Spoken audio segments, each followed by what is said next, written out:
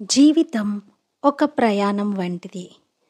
పరిస్థితుల ఒత్తిడి లేకుండా జీవితాన్ని ఒక అందమైన ప్రయాణంగా జీవించండి. ఒత్తిడి లేకుండా జీవితాన్ని జీవించడానికి చాలా ముఖ్యమైన అభ్యాసం ఏమిటంటే ప్రయాణాన్ని ఆస్వాదించటం. సైట్ సీన్లు లేని ప్రయాణాన్ని మీరెప్పుడైనా చూసారా? అదేవిధంగా జీవిత ప్రయాణంలో ఎల్లప్పుడూ కొన్నిసార్లు ప్రతికూలంగా, కొన్నిసార్లు సానుకూలంగా ఉండే సన్నివేశాలు ఉండనే ఉంటాయి. ఏ దృశ్యాలు కూడా శాశ్వతంగా ఉండవని గుర్తుంచుకోండి. కాబట్టి ప్రతి సన్నివేశాన్ని చూసినప్పుడు ఎలాంటి ఆందోళన, చింత లేకుండా ఉండాలి.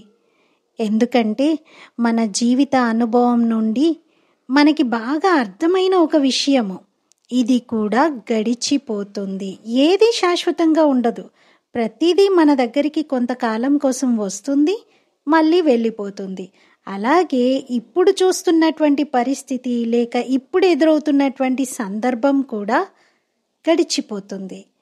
వర్తమానం గతమవుతుంది మరియు భవిష్యత్తు అందంగా ఉంటుంది.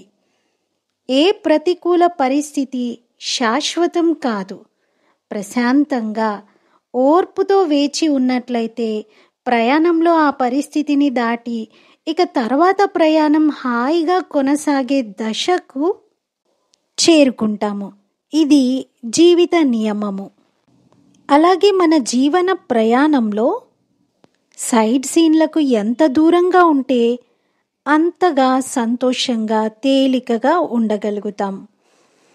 మీ ఆలోచనలు మీ జీవితాన్ని సృష్టిస్తాయి. మీకు మీరే మానిటర్గా ఉండండి. మీ ఆలోచనలను తక్కువగా, చాలా పాజిటివ్గా, తేలికగా ఉంచుకోవటం మరియు మానసిక అలసట నుండి విముక్తి పొందడంలో చాలా ముఖ్యమైన అంశం ఏమిటంటే రోజంతా ఎప్పటికప్పుడు మీ ఆలోచనలను చెక్ చేసుకుంటూ ఉండటం.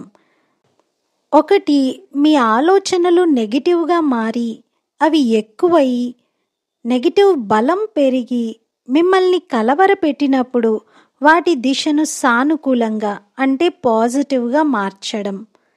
ఇది మీ మొబైల్ లేదా ల్యాప్టాప్లో ఏదైనా సానుకూలమైనటువంటి మెసేజ్ లేదా చక్కటి సాహిత్యాన్ని చదువుకోవడానికి పెట్టుకోవడంతో చేయవచ్చు.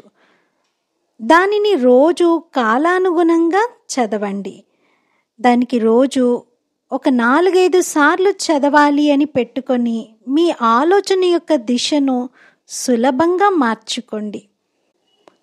అలాగే మీరు రోజును ముగించినప్పుడు గడిచిన రోజంతా మీ ఆలోచనలను సమీక్షించి మరుసటి రోజు కోసం దిద్దుబాట్లు చేసుకోండి. మరుసటి రోజు ఉదయం రోజంతటి కోసం మీ పనులను ప్లాన్ చేసుకొని వాటితో పాటు మీ ఆలోచనలను కూడా స్వయం చెక్ చేసుకోవడానికి క్రమం తప్పకుండా చిన్న చిన్న విరామాలను తీసుకునేలాగా చూసుకోండి. ఇలా చేస్తే తప్పనిసరిగా ఎన్ని పరిస్థితులు వచ్చినప్పటికీ ఈ జీవిత ప్రయాణాన్ని హాయిగా కొనసాగించగలుగుతాము. ఓం శాంతి.